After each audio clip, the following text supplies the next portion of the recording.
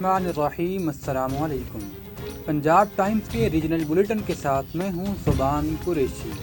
नज़र डालते हैं सबसे पहले आज की हेडलाइंस। मुल्क में महंगाई में इजाफा, इदारा शुमारियात ने रिपोर्ट जारी कर दी। रिपोर्ट के मुताबिक एक हफ्ते में 24 अशिया की कीमतों में इजाफा, जबकि 5 अशिया की कीमतों में कमी। 22 में इस्तेहकाम रहा। अफगानिस्तान के सूबा नमरोज में तालिबान से झड़प में आलमी दहशतगर्द तंजीम दाइश का अहम रहनुमा फारूक मंगलदई हलाक हो गया।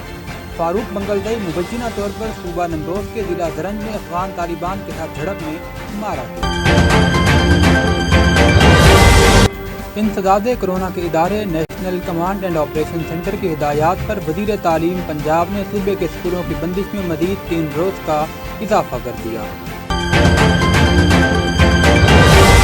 पाकिस्तान क्रिकेट टीम की कोचिंग के लिए पाकिस्तान क्रिकेट बोर्ड ने गैर मुल्की कोचेस लाने का इरादा कर लिया। बोर्ड के नए मुतवक्का चेयरमैन रमीज राजा कई गैर मुल्की कोचेस से राब्ते में हैं।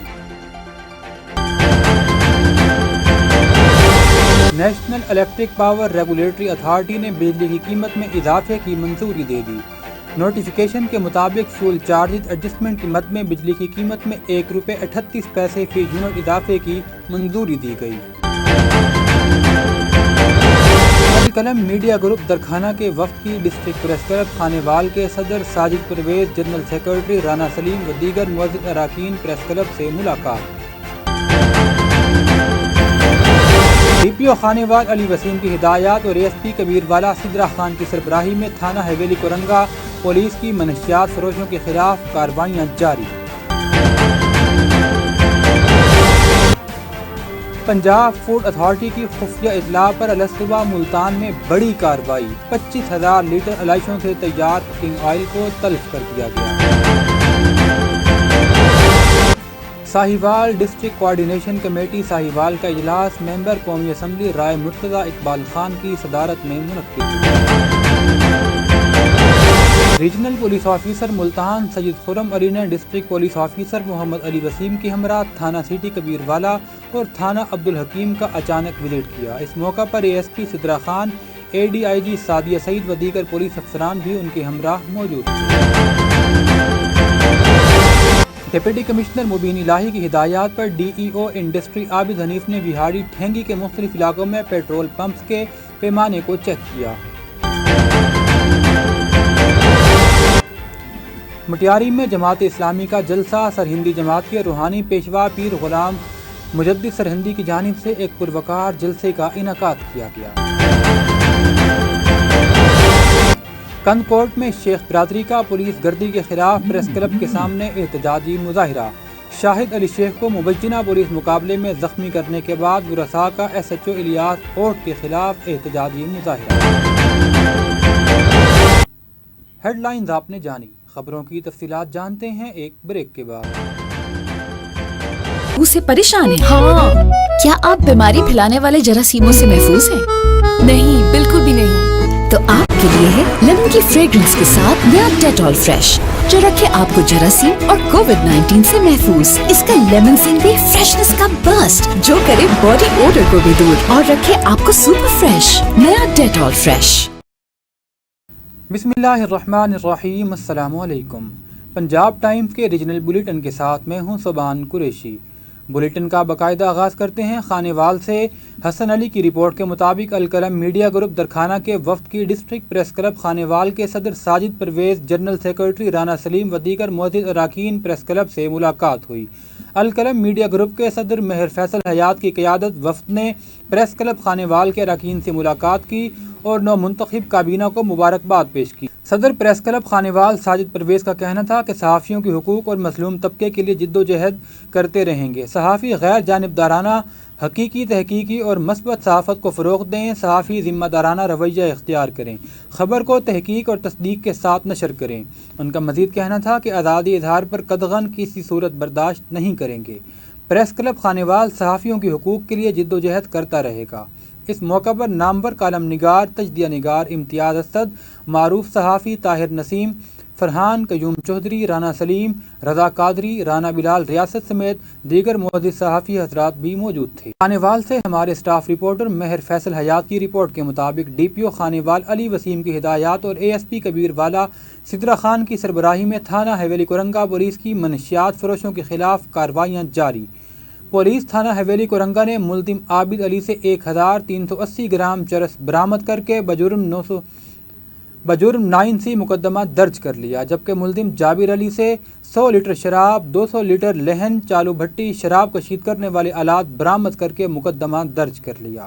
ملزم آصف بھٹی سے 100 لیٹر شراب برآمد کر کے مقدمہ درج کیا گیا۔ اے ایس پی کبیر والا سدرا خان کی سربراہی میں منشیات فروشوں کے خلاف سخت کارروائیاں جاری ہیں۔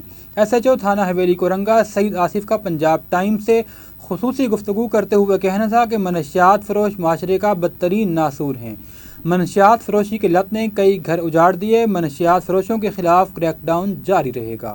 ملتان سے ہمارے بیورو چیف راؤ علی حسن کی رپورٹ کے مطابق پنجاب فوڈ اتھارٹی کی خفیہ اطلاع پر ملتان میں بڑی کارروائی، 25,000 لیٹر علائشوں سے تیار کوکنگ آئل کو تلف کر دیا گیا۔ اڈا لاٹ شیر شاہ کے قریب ڈپٹی ڈائریکٹر آپریشن کی سربراہی میں ناقص آئل بنانے والی فیکٹری پر چھاپہ مارا گیا۔ فیکٹری کو پنجاب پیور فوڈ ریگولیشن کے تحت اصلاح تک بند کر دیا گیا۔ زہریلے آئل کو شہر بھر میں نمکو، پاپڑ فیکٹریوں اور ریستوران پر سپلائی کیا جانا تھا۔ 15,000 لیٹر کروڈ آئل جبکہ 10,000 لیٹر تیار شدہ آئل کے ٹینکرز کو موقع پر ہی تلف کر دیا گیا۔ فاروق احمد کے رپورٹر بننے پر عمر قریشی اور دیگر دوستوں کی مبارکباد۔ ٹبہ سلطان پور سے بیورو چیف عمر قریشی کے مطابق فاروق قریشی کو ٹبہ سلطان پور میں روزنامہ قومی سفیر ملتان کا نمائندہ بننے پر تمام دوستوں کی جانب سے مبارکباد کا سلسلہ جاری ہے۔ علی رضا قریشی، نوید قریشی اور وسیم عباس نے مبارکباد دی اور علاقائی مسائل سے آگاہ کیا۔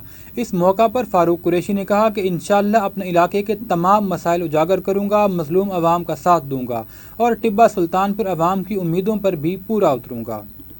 ساہیوال سے خبر شامل کرتے ہیں، جہاں ساہیوال ڈسٹرکٹ کوآرڈینیشن کمیٹی کا اجلاس ممبر قومی اسمبلی رائے مرتضی اقبال خان کی صدارت میں منعقد ہوا، جس میں عوامی نمائندوں اور افسران نے شرکت کی۔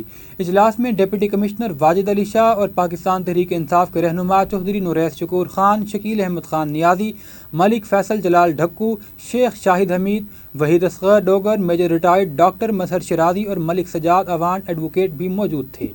اجلاس سے خطاب کرتے ہوئے رائے مرتضی اقبال خان نے کہا کہ عوام کے بڑے دو ہی مسائل ہیں: روزمرہ اشیاء کی قیمتوں میں اضافہ اور امن و امان کی صورتحال، جن کو کنٹرول کیے بغیر عوام کو ریلیف نہیں مل سکتا۔